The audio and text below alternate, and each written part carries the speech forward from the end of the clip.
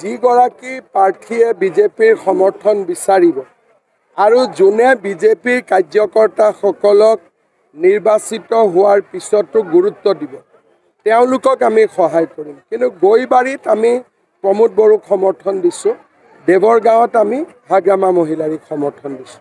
কালি আপুনি কৈছিলে চালক আপোনাৰ হেৰি হ'ব বিজেপি হ'ব, কিন্তু হাগ্ৰামা পঞ্চায়তে আচলতে চাওক তেওঁতো না কৰিবই লাগিব, কাৰণ তেওঁৰো CM হোৱাৰ ইচ্ছা আছে। কিন্তু আমি চেষ্টা কৰিছোঁ এইবাৰ যাতে বিজেপিৰ চৰকাৰ বিজেপিৰ চৰকাৰ হ'ব, বিজেপিৰ দায়িত্বত থাকিব। যদি কম চিট পাওঁ আমি কাৰোবাৰ লগত কথা পাতিম, কিন্তু বৰ্তমানলৈকেতো ভালে ভালে গৈ আছে। বৰ্তমানলৈকেতো আমি ভাবোঁ যে বিজেপি বহুত আগত আছে। ওচৰা ওচৰি বুলি মোৰ লাগে, পাম বুলি মই আজিয়ে দাবী নকৰোঁ, আৰু 4 দিন আছে। কিন্তু ওচৰা ওচৰি এটা পৰ্যায়তো আমি আছোঁ।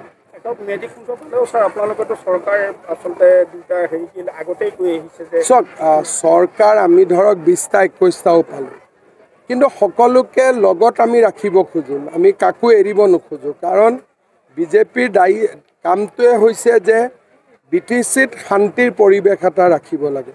সকলো ৰাজনৈতিক দলৰ মাজত বুজাবুজি থাকিলে BTCত কেতিয়াও অশান্তি নহ'ব।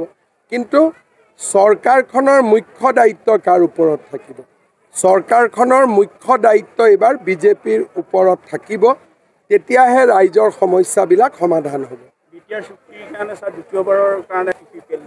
চাওক আপচু এটা গণতান্ত্ৰিক ছাত্ৰ সংগঠন, তেওঁলোকে UPPLক ভোট দিব আহ্বান জনাইছে, এইটো তেওঁলোকৰ সিদ্ধান্ত।